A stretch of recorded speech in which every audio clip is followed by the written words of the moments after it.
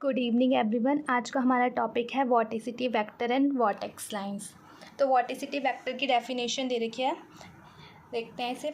If Q vector is the velocity vector of fluid motion, जो Q vector होता है उसे हम वेलोसिटी वेक्टर बोलते हैं फ्लूइड मोशन का। Then the vector represented by, जो वेक्टर कैसे रिप्रेजेंटेड हो, xi vector. Xi vector is equals to curl Q vector is called vorticity vector. तो वो वेक्टर क्या है, वो वॉटिसिटी वेक्टर है। मतलब जो एक्साई वेक्टर है यहाँ पर ये क्या है, वो वॉटिसिटी वेक्टर है। That is the curl of the velocity vector. अगर हम क्या कर दें, कर्ल कर दें अगर वेलोसिटी वेक्टर का, तो इज कॉल्ड वॉटिसिटी वेक्टर। तो मतलब xi vector is equals to curl Q vector हमारा वॉटिसिटी वेक्टर हो जाता है। रिमार्क दे रखा है कि if xi vector is equals to zero, कि अगर जो एक्साई वेक्टर है अगर इक्वल टू ज़ीरो हो जाए तो मोशन कैसा हो जाएगा, ई रोटेशनल मोशन हो जाएगा। ठीक है, एक्साई वेक्टर मतलब जो वॉटिसिटी वेक्टर है वो हमारा जीरो हो जाए, xi vector is equals to zero हो जाए तो हमारा जो मोशन है वो ई रोटेशनल मोशन हो जाएगा। और ई रोटेशनल मोशन क्या होता है, जब वाटर है वो फ्लो करता है स्मूथली वन डायरेक्शन, मतलब वो स्पिन नहीं कर रहा होता, वो एक ही मोशन में, जैसे रिवर है एक ही मोशन में बह रही है, एक ही दिशा में बह रही है, तो वो क्या हो जाएगा, हमारा ई रोटेशनल मोशन हो जाएगा। ओके, नेक्स्ट क्या है, और रोटेशनल मोशन हो जाएगा हमारा। ई रोटेशनल मोशन तो हो गया, एक ही डायरेक्शन में बह रहा है अगर पानी, और ई रोटेशनल जो स्पिन कर रहा है, जैसे कि वॉशिंग मशीन में जो पानी होता है वो ई रोटेशनल मोशन में होता है। ओके, नेक्स्ट है वॉर्टेक्स लाइन।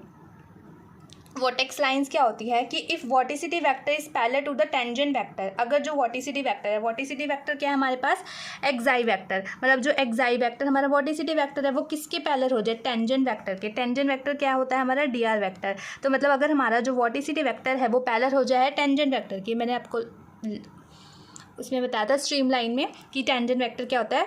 तो अगर हमारा जो वॉटिसिटी वेक्टर है वो पैरेलल हो जाए टेंजेंट वेक्टर की, जो जो लाइंस फॉर्म्ड होती है, जिससे जो लाइंस फॉर्म्ड होती है वो हमारी क्या होती है, वो हमारी वॉर्टेक्स लाइंस होती है।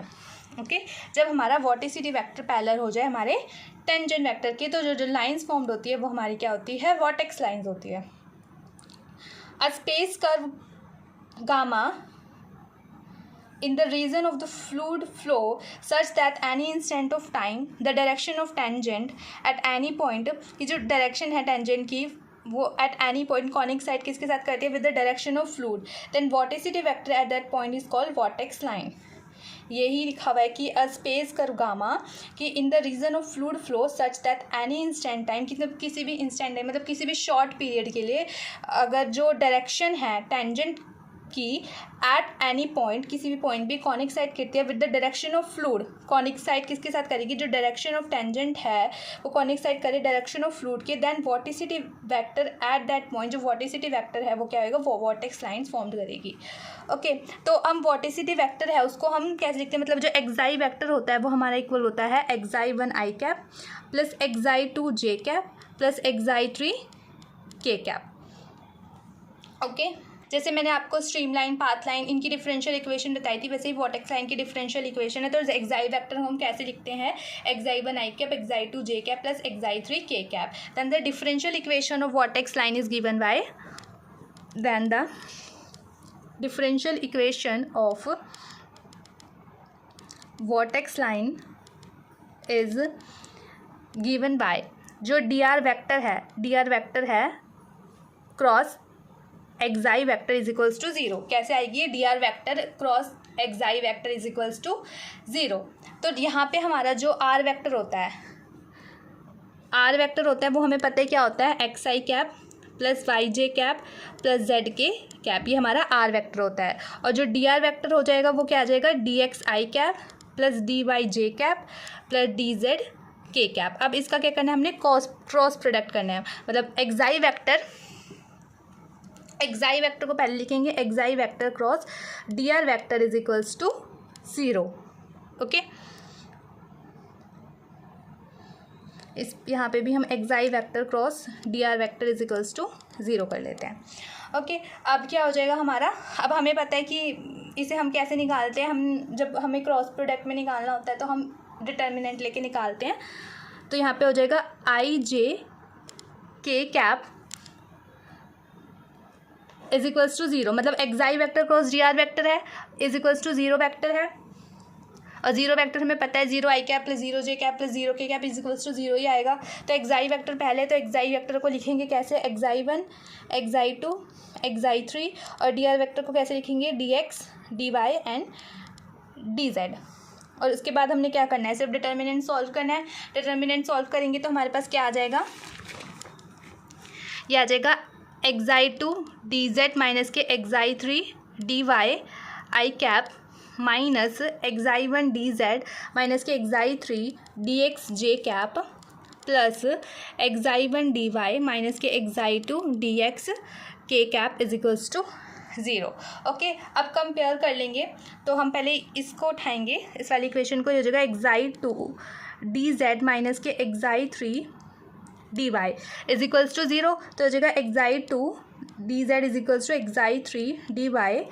तो यहाँ से क्या आ जाएगा, डी जेड अपॉन में xi 3 is equals to d y upon में एक्साई 2। ओके, ये फर्स्ट को किया। अब सेकंड उठा लेते हैं, माइनस में है, देखो ये माइनस में आ जाएगा और ये प्लस में आ जाएगा, तो इसे लिख देते हैं एक्साई 3 डी एक्स माइनस के xi 1 D Z is equals to zero. तो xi 3 D x is equals to left right hand side चल जाएगा, पॉजिटिव हो जाएगा। अब यहाँ से क्या आ जाएगा हमारे पास, डी एक्स अपॉन में xi 1 is equals to d z upon में एक्साई 3। लास्ट रहेगी, लास्ट इक्वेशन देख लेते हैं। यह जगह एक्साई 1 डी वाई माइनस के xi 2 D x is equals to zero. Xi 1 D y is equals to xi 2 D x. यहाँ से कंपेयर करेंगे तो क्या आ जाएगा, डी वाई अपॉन में xi 2 is equals to d x upon में xi 1।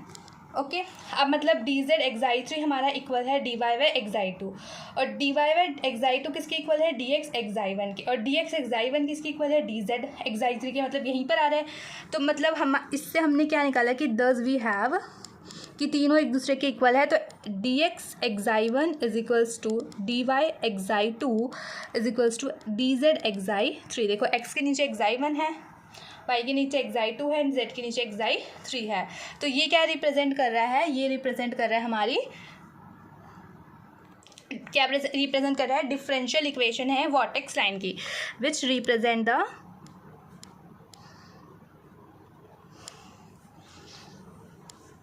Differential equation of vertex line.